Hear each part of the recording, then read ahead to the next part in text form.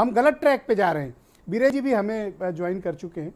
बीरेन जी, आपसे भी मेरा वही प्रश्न है, आप तो बहुत फील्ड में रहने वाले पत्रकार हैं, आप क्या महसूस करते हैं इन दिनों इस तरह का वातावरण क्यों बन रहा है और इसे कैसे ठीक किया जाए? ब्रजेश जी, हम जिस देश में रहते हैं वहाँ अलग अलग धर्मों को मानने वाले लोगों ने कई बार ऐसी स्थितियाँ आई जिससे कि दूसरे धर्म के लोगों को तकलीफ हुई। अगर हम सड़क पर कोई जुलूस निकालेंगे, प्रदर्शन करेंगे, काला कपड़ा बांधकर प्रदर्शन करते हैं, तो वो दूसरे धर्म को आहत करती हैं। ना हिंदू करे ना मुसलमान करे, दोनों सबका सम्मान करें। ये देश, ये उत्तर प्रदेश गंगा जमुनी तहजीब के लिए भी चर्चित रहा है, लेकिन ये भी सच्चाई है कि हमारे समाज में विरोधाभासी स्थितियां और दोस्ती और भाईचारे की ऐसी तमाम मिसालें हैं दोनों साथ साथ, जिन पर तमाम सारे उदाहरण मौजूद हैं और लोग नाच करते हैं, फख्र करते हैं। होली, दिवाली, ईद, बकरीद, गले मिलने का ये चलन और ये परंपरा उसका उदाहरण है। लेकिन सबसे बड़ी बात यह है कि लाउड स्पीकर मंदिर में बजे तो ठीक, मस्जिद में बजे तो गलत, या मस्जिद में बजे तो ठीक और मंदिर में बजे तो गलत। अजान 5 बार होगी, हनुमान चालीसा 5 बार पढ़ा जाएगा, इस तरह की बातों का बहुत ज़्यादा मतलब नहीं है अगर हम शिक्षित समाज में हैं तो। लेकिन आज बीजेपी उस दौर में है जब वो चाहे तो इस आसमान को भगवा से नीला, नीला से भगवा कर दे। आज सारा प्रदेश और देश उसकी पहुंच में है, सियासत और सत्ता की कमान उनके हाथ में है।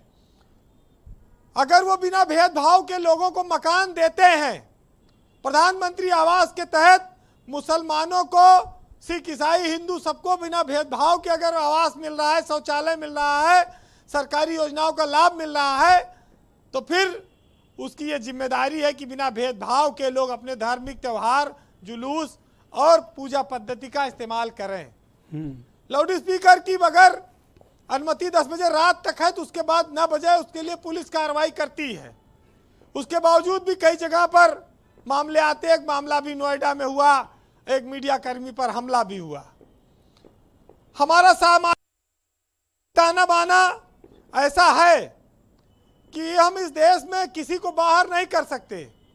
हमारे बच्चे प्राइवेट स्कूलों में पढ़ते हैं तो क्या वहाँ मुस्लिम या सिख या ईसाई बच्चों को पढ़ने से रोक दिया जाएगा? क्या हम जिस हवाई जहाज, रेलगाड़ी, बस में सफ़र करते हैं वहाँ दूसरे धर्म के लोगों को चढ़ने से रोक दिया जाएगा? जिन होटलों में हम खाना खाते हैं, जिन अस्पतालों में हम इलाज के लिए जाते हैं, खून चढ़वाते हैं, क्या हम उसको लेने से मना कर देंगे कि साहब ये मुस्लिम डॉक्टर या ये हिंदू डॉक्टर है, मुसलमान इससे इलाज नहीं कराएगा? कहाँ पर कैसे चलाओगे इस देश को, ये तय करना होगा। एक साहित्यकार ने लिखा, निदा फाजली ने, कि सबकी पूजा एक सी, अलग अलग हर रीत, मंदिर जाए मौलवी, कोयल गाए गीत। हम उस देश, मौलवी जी, हम उस देश में रहते हैं जहां पर भाईचारे की अटूट मिसालें हैं। हिंदू ने मुस्लिम के लिए खून दिया है, मुस्लिम ने हिंदू के लिए, इस देश को बचाने के लिए खून दिए हैं, बलिदान दिए हैं।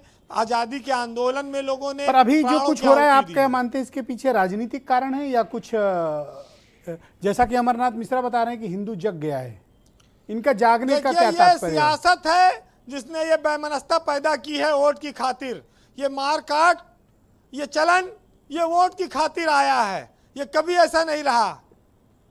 बीजेपी एक पार्टी है जो उत्तर प्रदेश में और देश में कहती थी हमें मुसलमान का वोट नहीं चाहिए, लेकिन वो मुसलमान मंत्री उत्तर प्रदेश में बनाती है। इससे ये मैसेज है, इससे ये संकेत निकलता है कि बीजेपी मुसलमान के वोट पे डोरा डाल रही है। सिया का वोट वो काफी लेती है, वो चाहती है कि सुन्नी भी अब उसको वोट दे।